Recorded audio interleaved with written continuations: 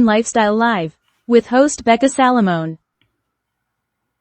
Hey y'all, I'm Becca Salamone and you're watching Wildflower Western Lifestyle Live. And I am so super uber excited today to have a special guest on the show. He has an entire list of things I can say about him. So I'm going to pick up my piece of paper and tell you a few things, and then I'll introduce my guest. So he was born in Denver, Colorado, and moved to Tucson when he was a youngster, and his parents bought the White Stallion Ranch. And so he's been working there his entire career. He went to the University of Arizona. He became the president of the Dude Ranchers Association. He was the co-founder and president of the Arizona Dude Ranch Association, the board chair of the Dude Ranch Foundation. He founded the Ranch Preservation Holdings with a partner, Jay Wells, and that was in 2016. And he received an award for the Southern Arizona Attractions Alliance in 2016 as well. He was inducted into the Arizona Tourism Hall of Fame in 2017 and voted or named the Family Travel Person of the Year by the Family Travel Association in 2019. He's authored 2 books and maybe more I don't know of, but I actually have both of them right here. If I can get in the camera, there it is. He has done a ton of things in the dude ranch industry. And my guest today is Russell True. Welcome to the show. Russell, how are you doing Well, today? it's great to be here. Yeah, that was a huge intro, Super. huh? Thank you for that. Yeah. Yeah, So, thank you. sure. So, basically, I just wanted to start off. First of all, let's just start with this. I was going to ask you about yourself, but let's just start with this. Tell people what a dude ranch or a guest ranch is if they don't know. Well, of course, anybody can look anything up anymore, and I'm sure they could find all kinds of answers, and AI'd probably give them a better one than I can, I guess. But my simple answer is, because dude ranches are so diverse, is that it's a ranch that takes in tourists. And it's purposely general because there's so many different types. Yes, definitely. All right, so let's go back now and kind of talk about your background and how the first time that you ever stepped onto a dude ranch and what you were feeling when that happened.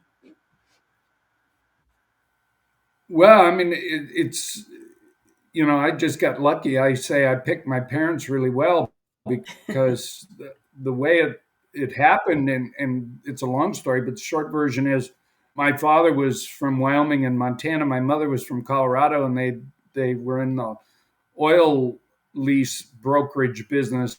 They were what, there's the show today, landmen. They were landmen. And they traveled a lot, and they were tired of snow and cold, and they didn't like their business, and they one day, a blizzard in late spring '65 tripped my dad's trigger, and he literally got on a plane that night and flew to Tucson and started looking for something to do. No preconceived ideas. Wow. He was an entrepreneur. He wanted to, he wanted to work for himself. Finds 4 dude ranches for sale, picks this one, brings my mother. He looked at everything: apartments, schools, restaurants. Brings my mother, and I get to come down as a kid at 5, and then he had to talk my mother into it. She didn't want to do it. And Really? she said, and I'm looking at them right now, the mountains to our south. She said, okay, Alan, to my dad, if I can look at those mountains every morning when I wake up, I'll let you throw our lives away.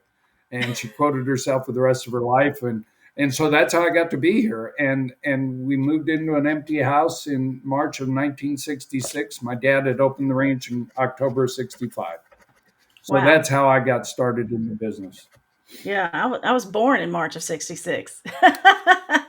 So, I wish I had been yes. born in March of 66. So, I guess tell us about like what was life like for you as I believe a 5-year-old when you first went to the White Stallion Ranch, and what kind of tasks and chores did you have assigned to you, and just what was your daily life like then?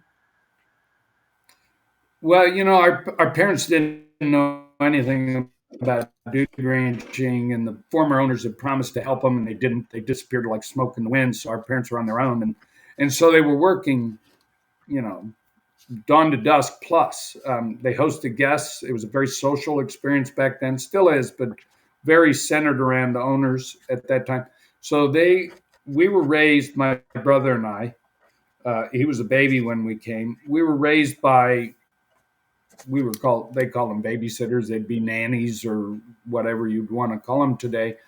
And so we didn't see our parents a whole lot in season, which was October through April. And they were with the guests. They were, you know, doing everything, fixing the toilets and hosting guests, doing the bills. And then we had the summers together. And once, I'm the older brother. So about the time I got 11 or 12 years old, I kind of was turned loose. And um, we still had people that took care of us and made sure we had food and things like that. But um, and then it was just I'd get on my horse or my motorcycle and just go and do so. Immense freedom, freedom that is unimaginable today. My kids Yeah. certainly didn't have that. Yeah, So I it grew up on was a farm, not a ranch like that, but a farm, and I totally understand what you're talking about. So there's right. nothing better than that. No, So it was amazing. yeah, so you said you grew up with your brother there. Now he works with you now, is that right? Right. So we're the second generation. Both of us are here full time, and our wives are also involved full time. We just July 1st started with something we'd never done before, and we hired a general manager, and she's a story in herself. She started coming here at 2.5 years old with her parents, and Wow. grew up coming to the ranch just virtually every year of her life, sometimes multiple times, and became an attorney in Manhattan, and came out for COVID and never left, and decided she'd rather run a dude ranch than practice law. So she still There you go. practices a little, but so that's new for us. So it gives us a little freedom to take a Mhm. broader look and Yeah, uh, definitely. do more big picture stuff. So so far it's very new, but we're sure liking it. Getting used to it. Yeah. Yeah, the allure of the West and the dude ranch lifestyle is pretty strong there to bring people out and change their lives like that. So, do you have other family that's involved in the industry? I looked up. I was looking up Russell True, and then some other True popped up involved with cattle. Is that your family? Most likely. Yeah. So my father's brother was best known as Dave True. Is he's H.A. Dave True, and of course both he and my dad are gone. And his sons run True ranches, and they're in a few states, but centered in Wyoming. And one of the brothers has a dude ranch in Wyoming also. Okay. Awesome. All right. So your young life is progressing, and you're doing ranching and everything, but then you probably went off to college. But at what point did you say to yourself, "This is really what I want to do"? Was it before college, or did you always know you were going to come back to it? So I figured it out in late high school. So I went to the local high school, and I thought at that point I wanted to be an architect, and I love that, still love it really, and design and architecture, and so I took drafting in high school, and I could do that quite well, but I was just smart enough to understand that two things: a, I would never be a great architect because I wasn't inherently artistic. So I would have been a functional, but not a great architect. And number two, when it was getting time to go to college, I realized that I liked the ranch life too much, and I didn't want to do something else. So I went to University of Arizona. I really essentially commuted. I lived here at home. I could drive 30 minutes to college, and even worked full time here the last year of college, and got out in 4 years. Loved the U of A, but was real happy to be finished, and went to work the next day full time again, and never looked back. There you go. Yeah, I went to graduate school out there in Phoenix and Glendale at Thunderbird, and I loved Oh living in yeah, Arizona. Yeah, Yeah, I didn't want to come back, but family obligations. Yeah, I'm from Alabama, so it's a long trek there. Yeah. So, Right. were there any courses that you took when you studied that help you now at the ranch, or is it You just more know, general education? I got a finance degree, and so you take it's a business degree with a finance major, and so you take marketing and management and accounting, and so it gave me a good broad. What I think college does for most people is gives theory and vocabulary, and so I knew what a profit and loss statement was supposed to do and look like, and a balance sheet, and I knew how to figure the present value of money. So I learned basic stuff. I jokingly say that I should return my finance degree to the university because it's so far behind the times today. Finance has gotten so complicated, and I don't even think at all times particularly. I would say it sometimes finance becomes evil. I don't think that it's always done in the sort of clear, understandable way that I learned it. So it was helpful. The mistake I made was at 17 when I went to college. I thought I knew everything there was to know about dude ranching and hospitality. So why would I go to a hotel school? I should probably be teaching hotel school. And you get a little older and you realize really we didn't know anything. And so I had to learn a lot of hard lessons over a lot of years and wasted money and time. Um, I think maybe we've learned it now. So my son heard that. He went to hotel school. He's not working here. He's back in England, actually, working uh, there. But I wish I'd been a little wiser at that time. Yeah. So you went specifically to a tourism type of school. I didn't, and You that's what I'm didn't. saying. I wish I had. Oh, you wish I you had. wish I Okay. had. Okay. I could have gone to NAU, and they've got one of the best hospitality schools in the country, and they get their kids into Four Seasons, and they've really got a hands-on program. My son went to Cornell. He loved it. It was fantastic. It's the number one in the world, but it's much more meant for the people who are going to be executives in Marriott, and Right. it's still hands-on, but it's not the same. But yeah, I missed that opportunity. Yeah. Well, this dude ranching is kind of a niche industry, so for sure. So are there opportunities for other owners of dude ranches to have educational programming? Do you have anything like that, or is it more like a learn as you go on the job? Well, unfortunately, it's mostly learn on the job.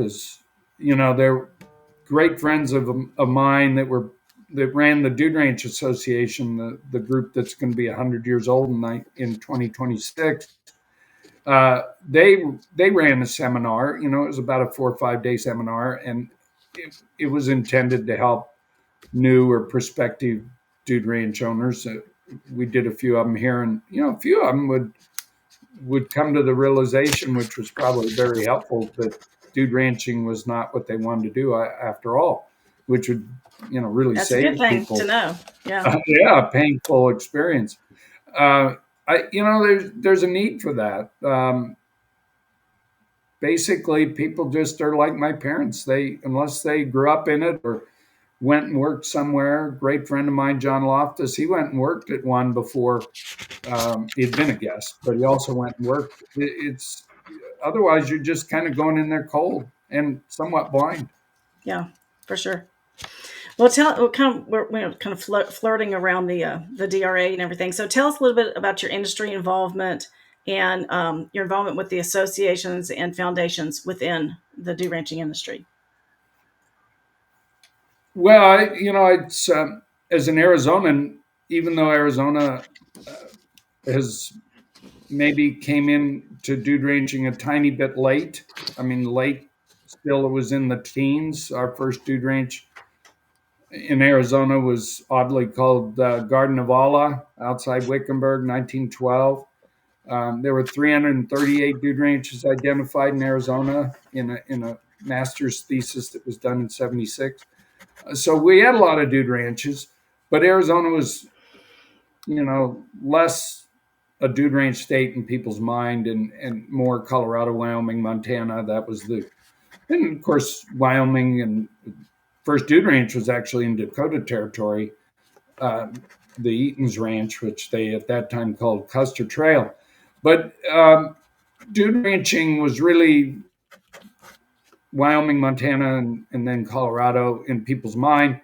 As an Arizonan, I was at some point a kind of an outlier, but ultimately I was elected to their board and from other states. Arizona doesn't have its own district; it's part of everybody who isn't Wyoming, Montana, Colorado, and ended up president. And that was uh, one of the best experiences being on that board and being with those great ranchers, people that were just lifetime ranchers and wise and really helpful people. It was life changing, and I don't say that lightly. Um, then they asked me to come back, and I was president again, and joined only a couple of other folks who've done that in the coming up 100-year history. I'm now board chair of the foundation, which is a 501c3. We give and do education for basic, not around dude ranching as a whole, but around the horse program. We train wranglers and ranchers to uh, have a safer horse program. And it's coming up 20 years old, that program, and it's the insurance company that supports it financially. Uh, Statistically, it's 37% better in terms of incidents where people fall off horses, and there's no way to ever completely control that, but when we can take it to almost 40% fewer incidents, according to the insurance company, third party. So those are the things I've done, and I help along with a person who works for us now, Carol Moore. We founded the Arizona Dude Ranch Association, and it's been going on now over 30 years. So Wow. we've been involved and the associations are so important for small businesses, which dude ranches inherently are, to collaborate, help each other, but also get their word out in a cooperative manner. Yes. And I had interviewed the executive director of the DRA a while back. I was really impressed with the website and how everybody kind of all works together and gets the word out that way. How instrumental is that in you getting clients and guests there? Unless something's changed in the last 6 months, I can't say I've looked at our analytics in the last 6 months. The Dude Ranch Association, duderanch.org, it's org, not com. So duderanch.org, that is our number one source of people, new visitors to our website. Wow. And, that just sort of naturally can be assumed to be the number one source of new guests. So Yeah, it remains it remains number one. awesome. So let's see. Did we talk about all the different things? What about the Southern Arizona Attractions Alliance? What is that all about? Well, that's a group that some friends of mine put together quite a long time ago, and it's attractions. So it's our world famous Desert Museum, which is about 25 minutes from here.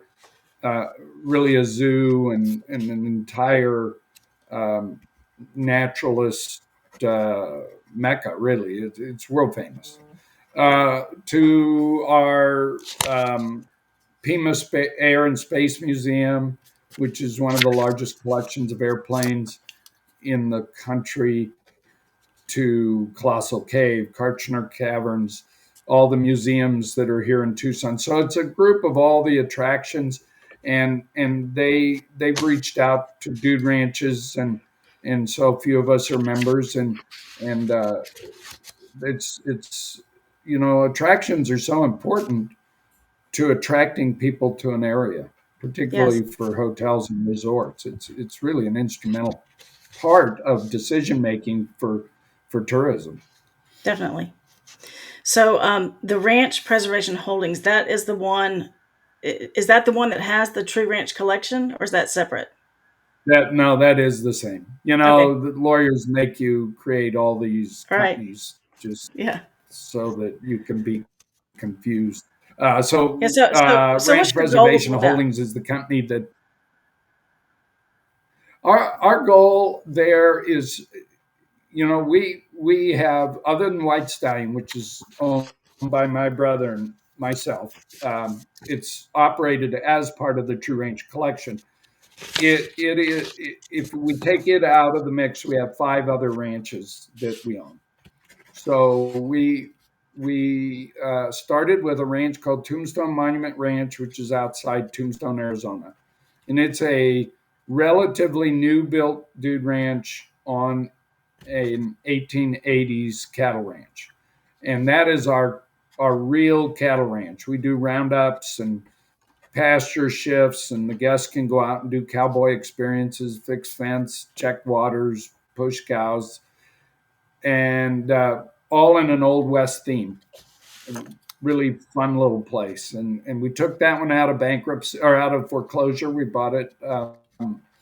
And that was the beginning, and it was just sort of an adventure. And Jay Wells, a friend of mine who'd been working on a school board with me, um, sort of pushed me when my brother declined to do it, and we bought that. And then we bought a ranch, most historic place in Arizona, Rancho de la Osa. It's on the border with Mexico. I could go on for hours, but the Marshall Plan was written there. 3 presidents have stayed there. John Wayne had a favorite room. Wow. It was raided by the Mexican Revolucionarios. We have cannonballs dug out of the adobe walls. We have Kale Bar in Wickenburg, which is Arizona's oldest operating dude ranch. And then we have Circle Bar in Montana and Blackwater Creek outside Cody, Wyoming, 15 miles from Yellowstone, the east entrance. So they're all operated under that marketing deal. Yeah. So is your goal with this to purchase up a bunch of ranches and preserve them, or what? What do you see happening in the next 5 to 10 years with that? That's what I'm asking. Yeah, I'm sorry, I missed. I gave the background and didn't answer the question. People ask us, "Are you trying to save dude ranching?" And our answer always is, "Doesn't need saving, doesn't need us." But we do like saving dude ranches. And I could go through a long list of ranches that I've seen disappear, and it makes me sad every time I even think about it. And all of the ranches except one, we did take out of prolonged closure or foreclosure. So we would like 10 years from now to have 25 ranches collectively marketed, centralized business, centralized administration. We are applying the basic tried and true franchise and multi property ownership models that people have been doing for years in hospitality. We're just trying to apply it to a micro niche that's never been even thought, it's Right. never even thought of doing this. So far, it's working really well for us. Perfect. Are you having any of the other ones say, "Hey, what are you doing there?" Yeah. Are they all for it? People, um, people circle around, and they know me because I was involved in the association so long, and so they at least know my name. Most dude ranchers are of the mind, and I once was too, that you couldn't do this, that this was not going to work in this very personal business of dude ranching.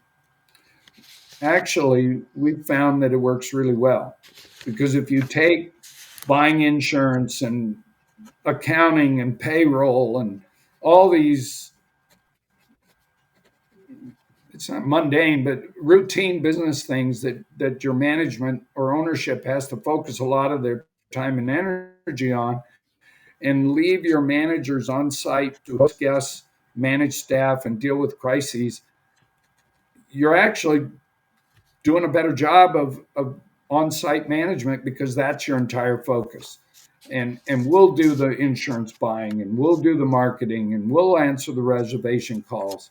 We'll respond to emails. And we're better at it because we have people that's what they get up in the morning doing. So it's actually, but so to answer your question, most ranchers don't, they think, oh no, you got to have the footsteps of the owners and this, well, a lot of ranches are run by managers, and ours just have a better focus. Yeah, I got you. Yeah, that's really more efficient. You're talking about business We efficiency. think so. Yeah. Yeah, that's the bottom line of what we're trying to do. Yeah.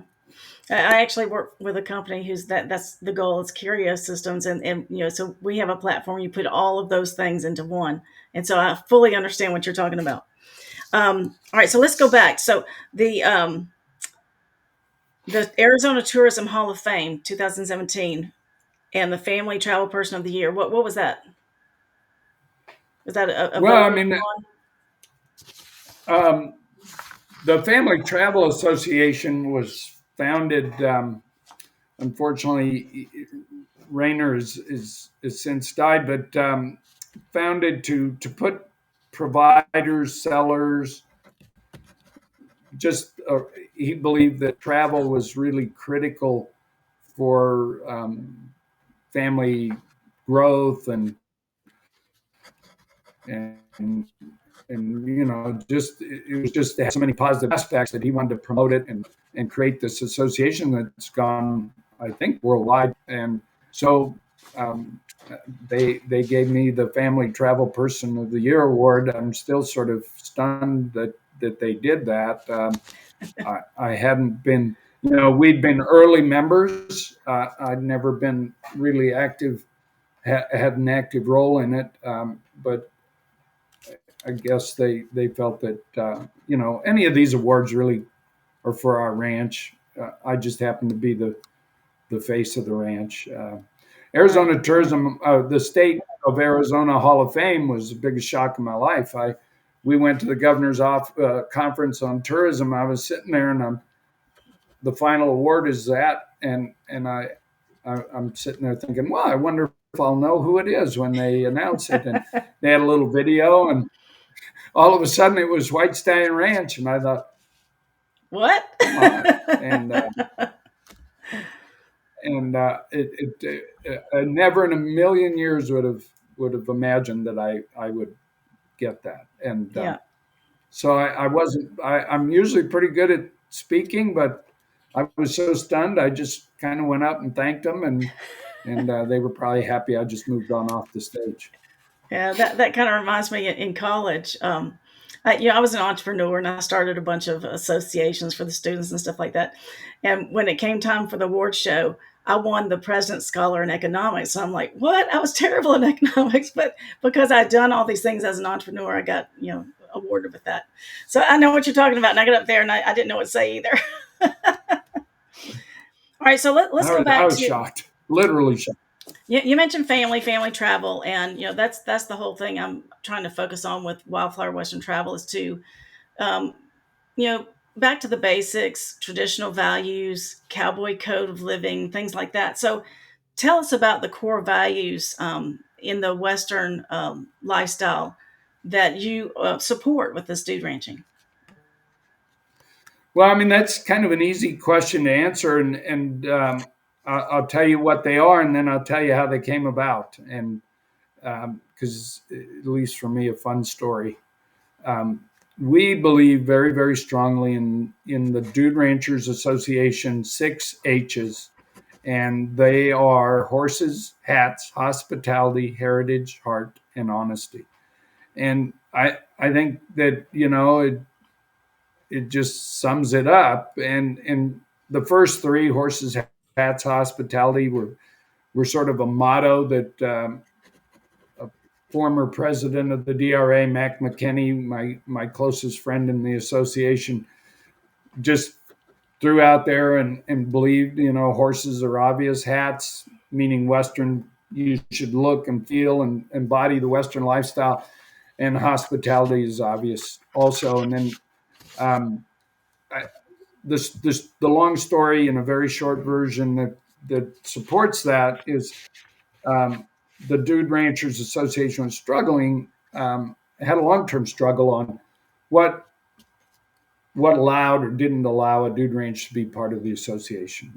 There was some controversy over the length of stay and whether you allowed people to come in for meals and things like that. And it was pretty controversial. It definitely had its proponents on both sides. And, a guy named Johnny Fisher, a very respected dude rancher, said, our ranch is part of the Relay and Chateau group, and we have the 5 C's. And everybody in the room just stopped, and we thought, well, we've got 3 H's.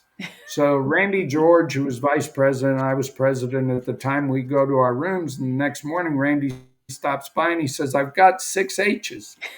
And I said, well, I've got 5. And so and it was just totally individual efforts. And we put my 5 and his 6, and we had 6 H's, and it got readily accepted. And it's really been the guiding light for the Dude Ranch Association ever since. And Yeah. so I'm a huge believer. I'm curious. Do you know what the 5 C's were? I don't. It's cuisine, culture. It's all about food. Now, if we had one of that Joe Rogan Jamie, he'd tell us, because I'm sure it's easily researched. Yeah. 5 Yeah, C's of Relay and Chateau. There you go. I think I like the H's better because it involves horse. Yeah, I really love horses, line dancing, and country and western music, and that's what I've put all together in this thing that we're doing here. So, Western Right? hospitality. We too. Yeah, definitely. Western hospitality obviously has just been a lifelong involvement of yours, and it's a goal to keep that going. So, talk a little bit about that effort to just have that legacy of that preserved. Well, Western, if you're someone like me, you think the Western brand of hospitality is different. The West, wherever it is in our history, whether it's Ohio or St. Louis or California, whatever point in our history you're looking at, the West was always the place of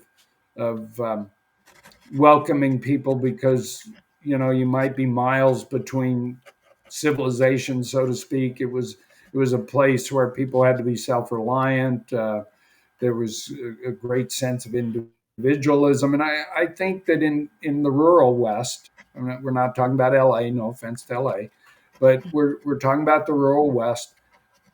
That culture absolutely survives, and dude ranches are historically and currently the embodiment of that unique Western hospitality. And I saw it said once years ago, and I don't remember where, that dude ranches were the West's first destination vacation. Yes. And I think that's probably pretty hard to argue with.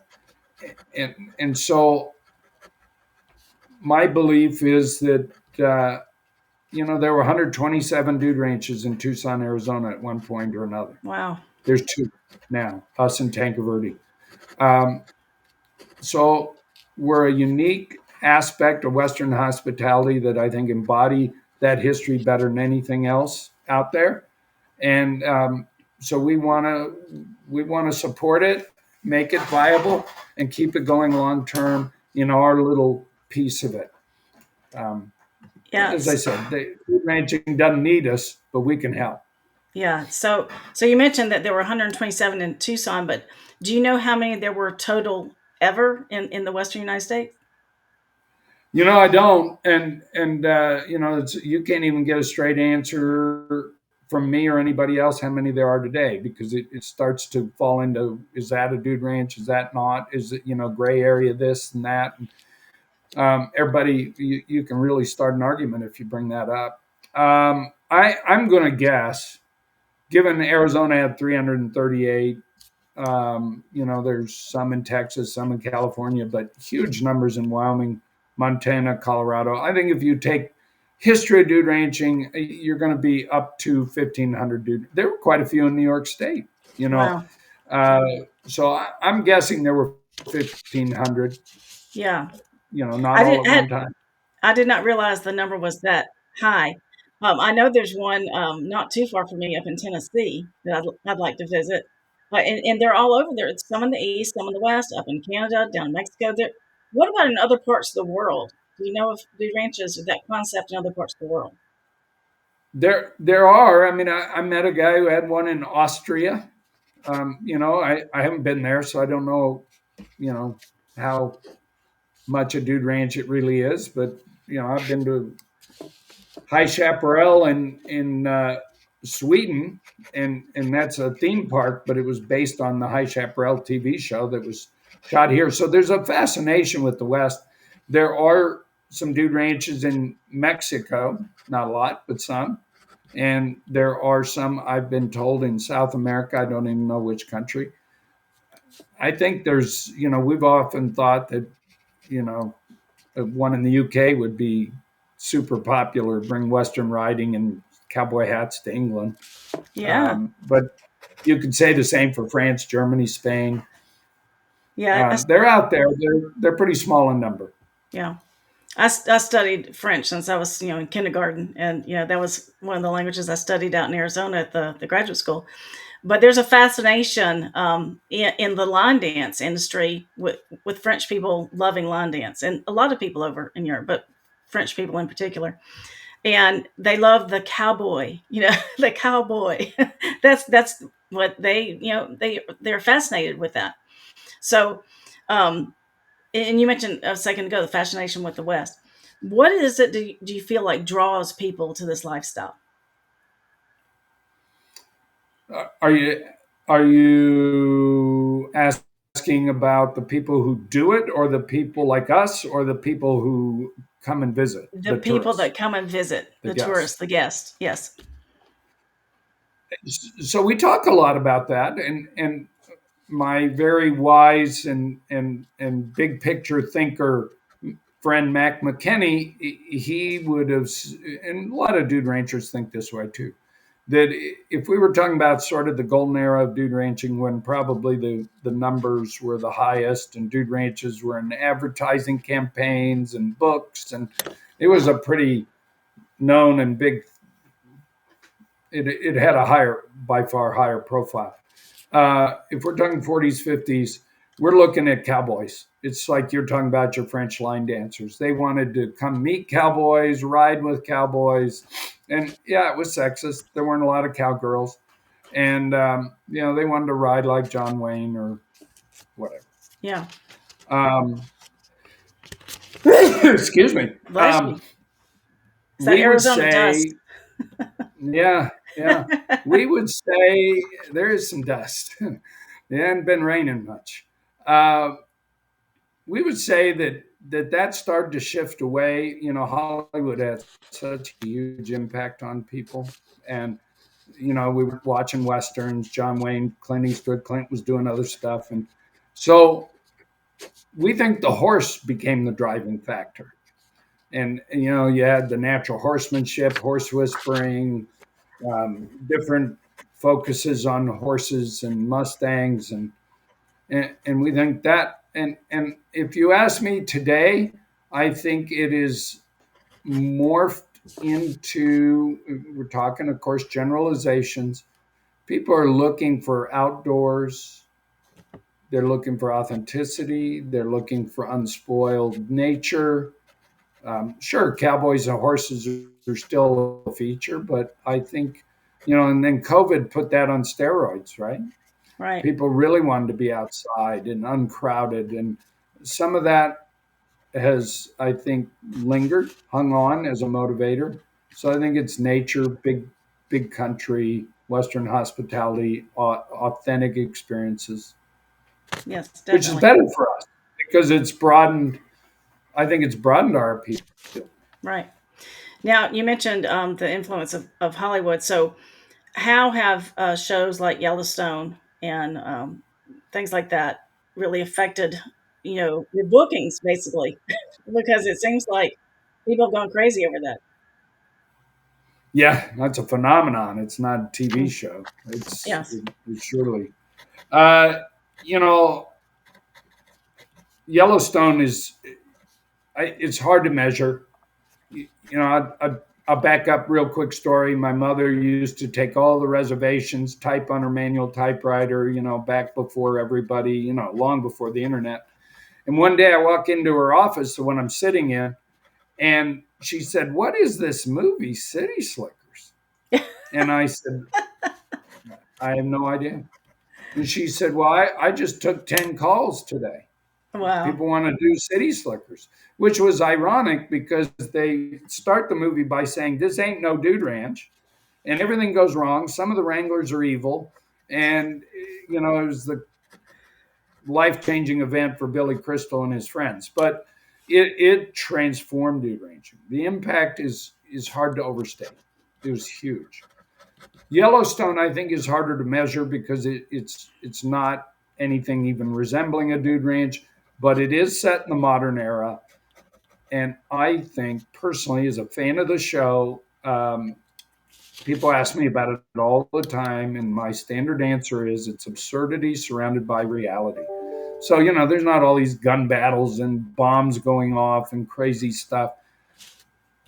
But that's what draws people to the show. But the things that the main characters say, the writing, Taylor Sheridan is an absolute genius. And he is a participant and proponent in all the good ways of the Western lifestyle. And he is pushing it Excellent. in a way that has huge impact. So hats off to everybody involved there. And it can have nothing but a positive impact on people like our business. Yes. I recently started watching Kevin Costner's The West. I don't know if you've seen that as well. So there just seems a I lot haven't. of focus on West and the Western lifestyle lately. And so I imagine, Yeah. I wish that all the dew ranches that have gone out of business were still there now, because it might just take off. And who knows why they went out? It could be management, could be, lack of, demand. I don't know. But I'm so glad that you're preserving the lifestyle and adding to your collection of ranches. I hope that, that I wish you best of luck with that, and that it goes really well for you. Um, Thank you. yeah. So what are you're welcome. So what are the benefits to guests for visiting and vacationing at a dude ranch? What are they going to take home from that? What do they get out of it?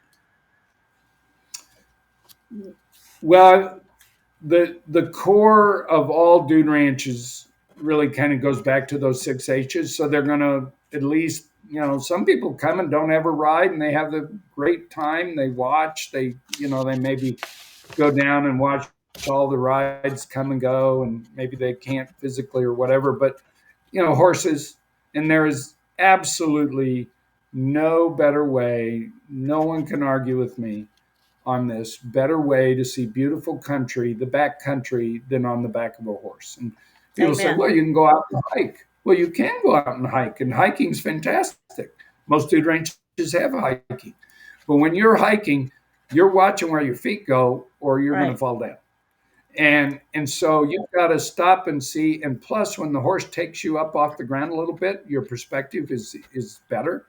Yes. And if you should still be focused on the horse, but you can look around and see the country, and from a higher perspective, no better way to see the country. So horses, guests are going to get to know each other. If you go to a hotel, it's unlikely you're going to make friends. We have a group of people here now from 3 different countries, and they met here, and they come back, and this is almost every week. They met here. A lot of the experience that was positive for them were their fellow guests. So they love the other guests. At a hotel, you're at a table for 2 or a table for 1 or whatever you are. Your family's going to be, the kids are going to get to know other kids. Um, it's authentic. It's real. It's virtual nothing. It's it's going out and doing real things, whether it's fishing or axe throwing or rock climbing or obviously the core experience of riding. So and getting to know the owners or the managers, there's daily interaction. If a guest doesn't see me at some point during the day, then I'm off ranch, Right. and that goes for my brother, our wives. My wife runs our crop, so it's just a very real experience based around all the things I already mentioned. Yeah, definitely. And then the benefits for you and your staff pretty much the same. Or what do you get out of seeing and meeting all these people? Well, I get to see and meet all these people, and I get to live in this place. Guests will say, I mean, one of the kindest, most, but to me, almost absurd things I hear from guests is, "Thank you for letting us be here." And I'm like, I don't get to be here without you. And I get to look at Panther and Safford Peaks here that I literally am looking at that brought my mother here, brought our mother here, and so I get to live in this very special place. I mean, we have 2 miles of common fence at the national park. We If we hadn't resisted, we'd be part of the national park. We get to live in these places, meaning dude ranchers. We get to meet people from all over the world who are interesting. I mean, my kids had a perspective of what it was like to live in Chicago, Manhattan, Switzerland, England when they were little kids because they hung out with kids from those places. So you get a very worldly view without leaving your beautiful part of the world, and and you get to do these amazing things. Ride horses, rope cows, hike mountains. I grew up hiking all over this place and doing, so I lived the dream. The other side of it is it's relentless, it's multifaceted, it's hard, it's financially challenging. You have high Right. fixed costs, so if you get a downturn, you're really in some trouble. Um, and not everybody is nice to you. So it's not, it's living the dream as long as you have a fair idea of what the dream really is. Yes. Sounds like real life in a dream world. Yeah, you know what I mean. Yeah, You got exactly. a good dose of reality there, but you also are living your dream. So these people that come, they often come back year after year. Is that right? Oh, yeah. We have a family that's on to their fifth generation that was coming before our family bought the ranch. They go back to 1958. We came in Wow. 65. We have, all sorts of guests that have been coming for 10, 20, 25 years. Our new general manager, she's 41. She started coming when she was 2.5. So that was 39 years ago. Wow. And her family still comes. So that's not unique to us. That's dude ranching. Any good Yeah. dude ranch is going to have 30 to 60% repeat guests, some even more than that. Um, it's definitely, the culture is less supportive of that today, honestly, because it is a big world, and a lot of it is open and accessible, and people want to go and see it, and I get that. And that's part of our true range collection concept. We can give people a certain sense that they can go and try Wyoming or Montana or a different place in Arizona. None of our ranches look or feel the same in terms of Yeah. where they are, That and was so exactly. people can do Go that. ahead. Yeah, No, I was that's just it. gonna, sorry. That we got a little bit of a delay. Yeah, that was my exact thought when I learned that you had this tree ranch collection of 6 ranches, soon to be 7, I believe. That I could go to every one of those. I could experience that and that and that, and I had my vacations planned out for the next 7 years, or however long it takes. Yeah, Well, like we that's a good give concept. guests who've done all 7 get a big Western trophy buckle for the true Oh, range collection, and we've that's already given out awesome. a bunch of them. That's awesome. I'll put that on my list of things to do. Okay, so let's talk a little about the animal caretaking. So obviously you're going to take care of your horses, dogs, cats, pigs, whatever, donkeys. That's a big responsibility. And how do you manage that? Well, here at White Stallion, we have a herd manager, and we have around 170 horses at any given time. You know, people say, "Well, how do you not know how many you have?" And I said, "Well, one died last week, and my wife just bought one, and yesterday, and I mean that's real." Uh, so it's around 170 horses. So that's a fairly large string of horses even in our business. We're a fairly large dude ranch, by no means the largest. So we have a herd manager whose whole job is to take care of their health, their supplements, their feed, observe them. We have at any time usually 10, 12 horses that are retired. They can no longer work, but they've earned a retirement. And so the irony is they usually need more care, uh, more food, maybe some supplements, maybe medications. So that's all handled by our herd managers, supported by our wranglers. We generally have 10 wranglers, a couple of 2 or 3 volunteers, people who are just kind of here to experience it and help the wranglers support them. So it's a big crew taking care of the animals. We have a vet who's retired, and we're his last customer, and Biggest he's customer. out. Yeah, and he keeps saying, I need to retire," and we keep telling him it's not It's not really what possible. we want. Yeah. Yeah, and Yeah. he's out here 2 or 3 days a week, and we're trying to save a horse from a horrible condition called canker, and so he's out. The horse has probably had 20 surgeries trying to Wow. save. Um, so it's a hoof condition. People know it's not cancer, but it acts like cancer. But anyway, so there's a lot of care. Uh, Again, using efficiency and experience and taking advantage of lessons that we've learned the hard way over lots of years. My wife, Laura, she's she's the de facto herd manager for all the other ranches. So they run 35, 40 horses each, and they'll call her, "Oh, we've got this condition, this has happened, this." Technology is so nice now.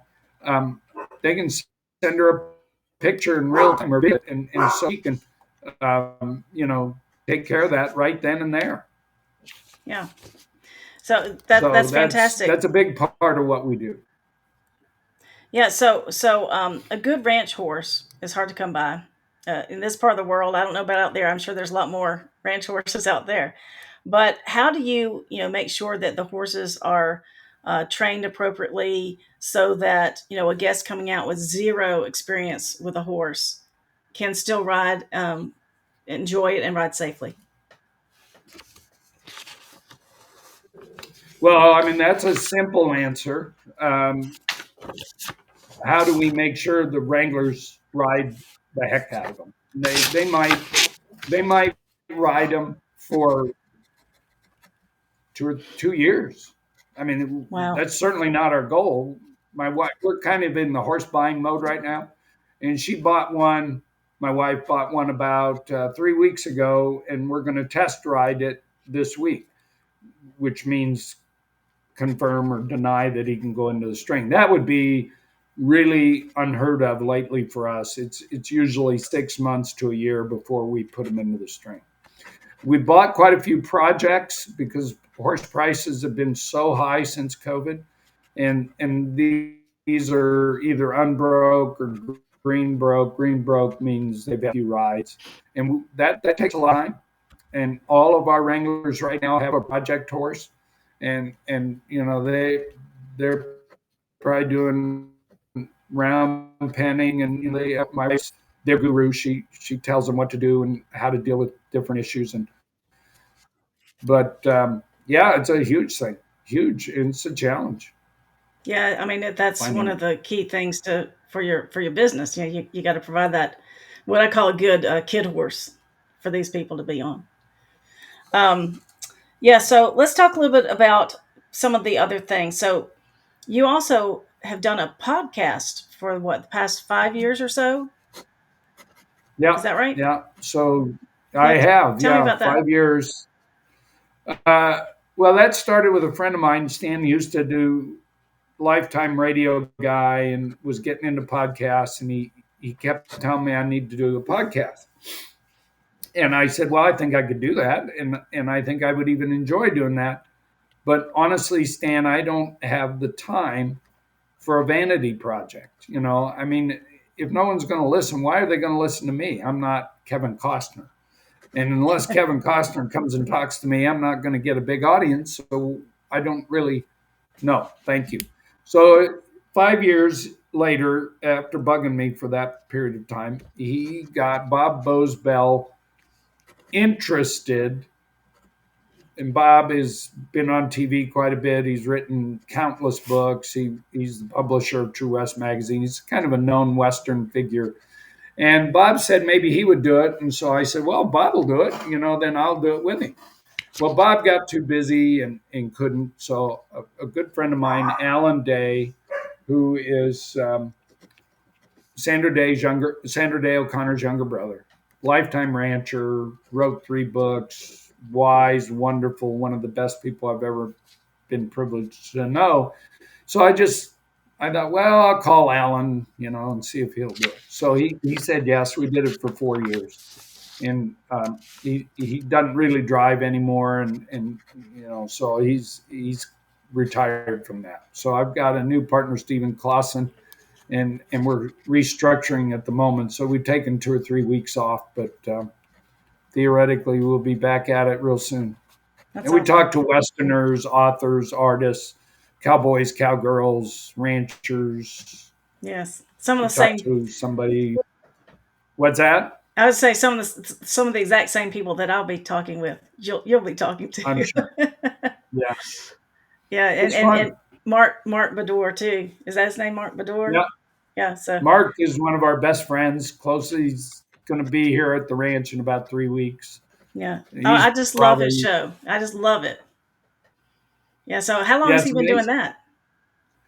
I don't know. I mean, he started out as he was a TV anchor man, and then he was writing the news, and then he became a freelance, journalist, and was doing travel stuff. And our ranch was the second ranch he came to. White Stallion went to Circle Bar, which is ours now, first, and he just got a lot of articles placed. Then he wrote a couple of books, and then he started the Today's Wild Wild West with Mark Bador, and it's just him.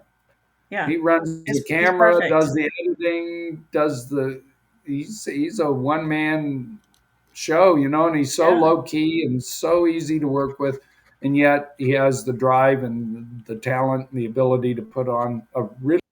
He wins awards all the time, and I lost your video, but I can still hear you. what would I do? I'm not sure. But I can still hear you, so I can still ask you questions. Great, Um, yeah. So the other thing I came across was the show called the Wranglers. I think on the CW. right? Now, what? Yes. How long has that been going on, or is that in the past? And how'd that come about? So that was it went on for one summer, and it it it was we we along with probably every dude rancher in America get about 3 or 4 reality show unscripted, they call them today, inquiries per year, and almost all dude ranches just ignore it, and it's, to me, publicity is, dude ranches don't have big marketing budgets, so if you can get your word out, the point is you don't want to be made to look foolish or really exploited at the level some of those shows do. Right. So we had talked to several, and it never happened. We'd done a couple sizzle reels in Tombstone, but these folks just seemed like they were okay, and so we we said yes, and we did it. And because of Yellowstone, they wanted to do it at our Montana ranch, and they were a great crew to work with. It was a big show. It was done by the CW network. I think they've spun it off, sold it. It's on streaming now. It did not have a huge level of success. One of our managers who worked for us really hates the idea of a reality show on dude ranching. I thought they did a nice job. Um, they do what they do, right? And they were great to work with, and I wish it had more success. Yeah. So those were your wranglers from that ranch? So some were, and some were folks that they brought in. They were a pretty straight up, scrupulous group of folks, and I'm talking about the production team, Sharp Entertainment, and the folks they brought in to run that. And so they wanted some more people, more wranglers, and not all our wranglers and not all our people wanted to be on TV and Right. be filmed at the level that they were. So they brought people to us that they found, and we, meaning me in this case, had to interview them, vet them, and hire them. So they did find some of those folks. Some of them were wranglers from Circle Bar, Tombstone Monument, different ranches of ours. One of the ones they found came and worked for us here at White Stallion. He was a real deal wrangler, and they really found some quality people that were legitimate, that really could do the job. And they stuck with, they asked me, we lost, literally, the true story is we lost a head wrangler right before the show was about to be filmed. And they said, well, where are you going to hire the new one? And I said, we don't hire head wranglers, we make them. And so they made that the theme of the show, and Oh, it was wow. real. Yeah, there you go. That's fantastic. Yeah. So, just in general, how many like Western movies, or how many Hollywood stars have you had out to the White Stallion? We've had 31, 32, 30, they have 32. We just had one film last year, 32 feature films shot here. Wow. And that goes back to 1939 to last year. Not a lot of big productions come into Arizona anymore because we don't have big tax incentives. We have some now, but most of the ones that are even 310 to Yuma, which is Yuma, Arizona, was filmed in New Mexico. New Mexico's done a brilliant job through tax incentives and creating the infrastructure of really creating a Hollywood culture. Tucson had that history with old Tucson, our ranch with all the movies. We've had people from Jimmy Stewart to Ronald Reagan to George Clooney film movies here. We've done well over 250 productions, TV, from Mark Bedore, small crew, to commercials with 100 people on Wow. the crew. That's fantastic. We shot two things. We did a McLaren, the sports car McLaren shoot 2 weeks ago, and we did a documentary. Doesn't have a title yet. It's a documentary of a mass murderer here in Arizona, and they shot here for about a week. So we do a variety of stuff. We've got a shoot coming up that I had to sign that we wouldn't release. They were coming, but it's a known brand.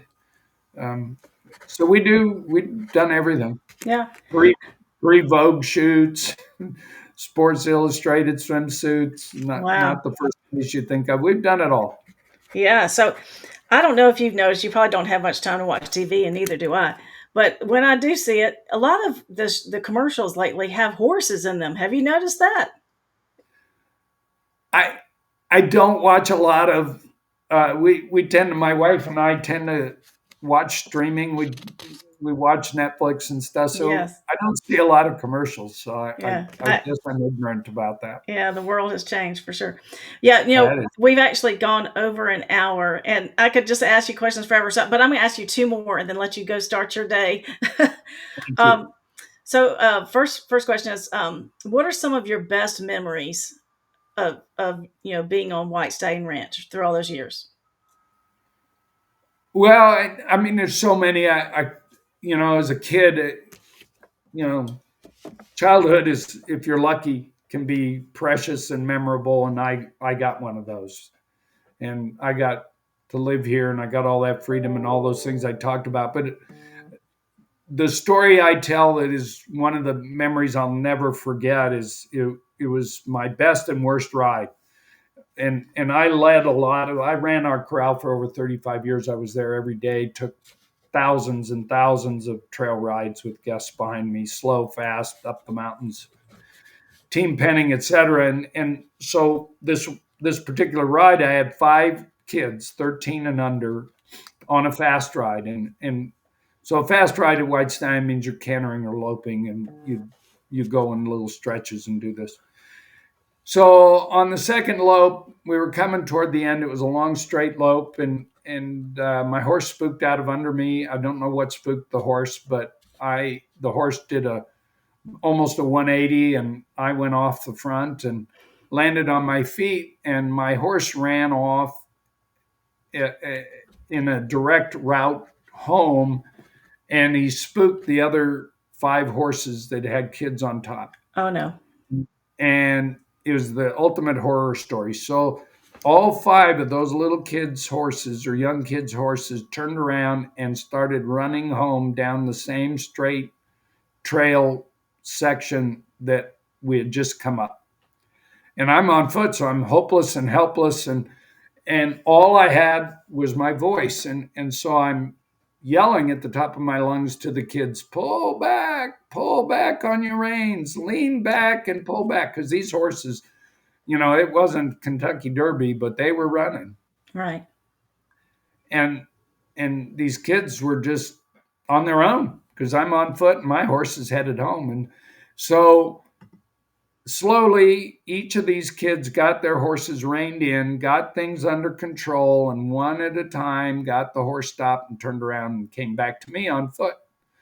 And all 5 ultimately got their horses stopped. Now, the horror that I knew could happen was there was a 90-degree turn at the end of that straight road, and either they made the turn, which would be bad, or they run into a barbed wire fence. So it was 2 really bad outcomes if they didn't get the horse stopped. Yes. They did, and they all rode back to me. And about that time, my horse got lonely and walked back up to me, and I mounted up. And I got on. Kids are all sort of under control, and I said, kids, we can just walk home now, or we can finish the ride. And they said, all 5 said, no, let's finish the ride. So we finished the ride. We were 15 minutes into an hour ride. We finished the ride. And when we got back to the ranch, everybody's safe and sound, and everybody had had a good time. I said, kids, let's go to the gift shop. And so I took them to the gift shop, and I handed them all, each of them, a White Stallion belt buckle. And I said, out in the West, kids, we have a tradition that if you win a rodeo or you do something significant, you get a buckle. It's a trophy buckle, and this is your trophy buckle. And every time you look at that buckle, I want you to remember that sometimes in life you're on your own. And if you keep your head, you'll probably come out okay. And this day you were on your own, and you all kept your heads. And because of that, you all came out okay. Yeah. And I said, remember that. And so that was my worst nightmare ride that turned into my best ride. Yes. A very So memorable moment and a teaching moment for them as well. That's an it awesome was. story. I had that rare wisdom to do that. Yeah. I love that story. Thank you. So one more question, and I'll let you go. So, what's your best advice for people who, may be seeing this or may have been thinking about some kind of, Western lifestyle, dude ranch vacation? What advice would you offer to them? Well, the number one best answer is go to the Dude Ranch Association website, duderanch.org. And, it's a over 1 year. I think it's virtually a 2-year process to get admitted into that group. And you know, that doesn't mean they're at all a cookie cutter. You can go and do a real cattle ranch experience where you might even be, your room might even be in the owner's house. They might be your cooks and wranglers, and you're going to go out and ride 6 hours a day and chase cows around, or fix fence, or clean out the water tanks, or whatever that cattle ranch experience is. So one end of the spectrum. Or you could go to Alisal or Tanque Verde or Rancho de los Caballeros, which are very resort style, and get cuisine, not home cooking, and get a lot of amenities and very nice rooms, and have that resort style experience, but yet still in a dude ranch atmosphere. Or go to the more typical dude ranch, which is going to take 30, 40 guests and be centered around horses, and have maybe fewer amenities, but just a more uh, concentrated experience on the horses and the country, or everything in between. White Stallion leans to the resort side. Our other ranches are more traditional. Obviously, True Ranch Collection has a website. We'd love people to look there too. But the first spot for everybody should always be duderanch.org. Okay. And then also, let's see, I'm putting a banner up now. People can visit White Stallion Ranch on Facebook. Is that right? Yeah, I'm that one person doesn't do social media, but yes, absolutely, we're active on Facebook, Instagram, and all of that. And our website directly is whitestallion.com, just simply whitestallion.com. And you can find us also at the True Ranch Collection.com. Awesome. Well, I appreciate you taking your time to talk to me this morning and telling me all about your life story and your Western lifestyle story. I really hope that you'll come back and give us some updates in the future. And when you dropped off your video here, I put a picture that I took at the White Stallion Ranch when my son and I came out, and I put the statue of the stallion up there. Yeah, thank you. That's a 11-foot bronze statue that we put up to commemorate our parents, who made, as we say, our 50th, now coming up 60th anniversary. We're just coming up. October 1st will be our 60th anniversary. I'm sorry Awesome. about the video. I didn't touch anything, so it wasn't me. Yeah, it's So I okay. apologize.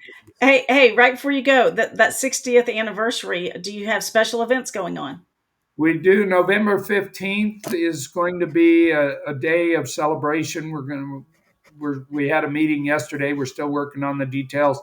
And then we've got, I think in January, but go to the website. We're going to have a 3-day uh, nostalgic celebration, bring back some of the old traditions that we let slide away. And our new general manager, who has 30 some years of history here, 39 years of history, she's really driving that anniversary for us. So Awesome. we're excited.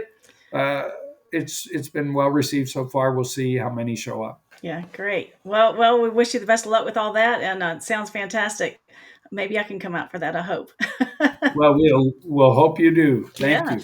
All right. Well, thank you so much, Russ. I really appreciate it, and thank you so much for everybody for watching. Make sure you go and you like the Facebook for White Stallion Ranch, and then you go to the website whitestallion.com, and for ours as well, Western Wildflower Western Travel and Wildflower Western Lifestyle on Facebook. Thank you so much, Russell. We'll talk to you soon. Thank you. Have a good day. Bye bye. You too.